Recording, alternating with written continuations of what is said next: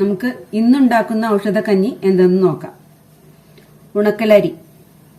ഞാൻ ഇന്നിവിടെ ഉണക്കലരിയാണ് ഉപയോഗിക്കുന്നത്. ആദ്യത്തെ ദിവസം ഞവരയരിയാണ് ഉപയോഗിച്ചത്. രണ്ടാമത്തെ ദിവസം ചാമയരിയാണ് ഉപയോഗിച്ചത്.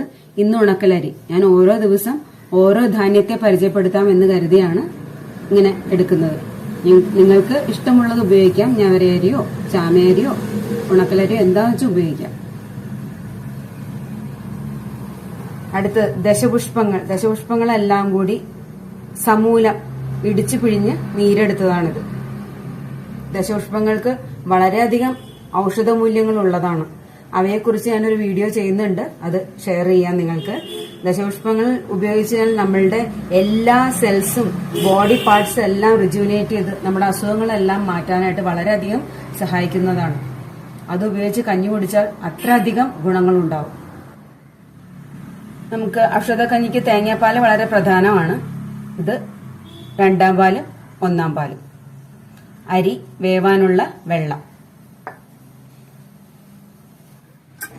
കുക്കറിലേക്ക് ആവശ്യത്തിന് വെള്ളം ഒഴിക്കുക.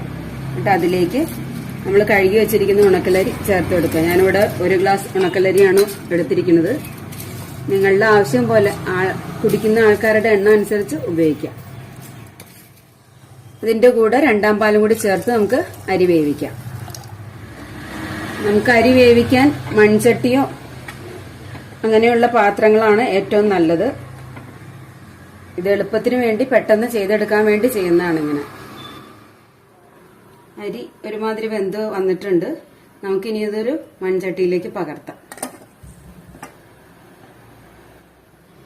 നമുക്ക് ഇതിലേക്ക് ദശപുഷ്പങ്ങള് സമൂലം അരച്ച് പിഴിഞ്ഞെടുത്തത് ഒഴിച്ചു കൊടുക്കാം.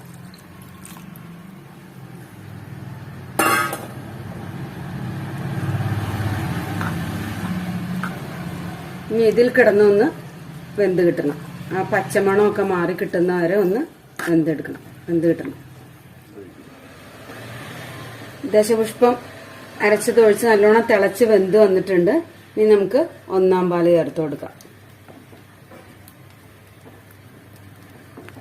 നല്ലപോലെ ഇളക്കി ഒന്ന് തിള വന്നു തുടങ്ങുമ്പോഴത്തേക്ക് നിർത്തണം.